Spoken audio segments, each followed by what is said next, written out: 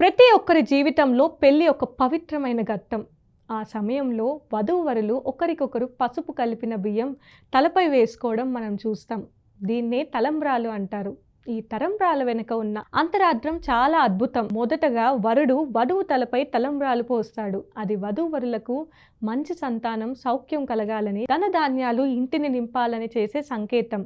తలపై వేసే కారణం ఏంటంటే మన శిరస్సు దగ్గరే మెదడు ఉంటుంది. అక్కడికి ఈ తలంబ్రాల మంత్రబలం చేరితే బుద్ధి, శాంతి కలుగుతుందని నమ్మకం. పసుపు మంగళకరం కనుక బియ్యంలో పసుపును కలుపుతారు. అలాగే తలంబ్రాలు ఒకరికొకరు వేసుకోవడం ద్వారా బంధువులందరినీ సమానంగా చూసుకోవాలని, ఒకరికొకరు తోడుగా నిలవాలని ప్రమాణం చేసుకుంటారు. 3 సార్లు వేసుకున్నాక పోటీ పడుతూ తలంబ్రాలు వేసుకోవడం ఆనందం, ఆటపాటల వాతావరణాన్ని తీసుకువస్తుంది. ఈ రోజుల్లో కొందరు దీన్ని ఫన్గా తీసుకొని థర్మోకోల్ బాల్స్ వాడుతున్న అసలు తలంబ్రాల వెనుక ఉన్న భావం మాత్రం ఎంతో పవిత్రం.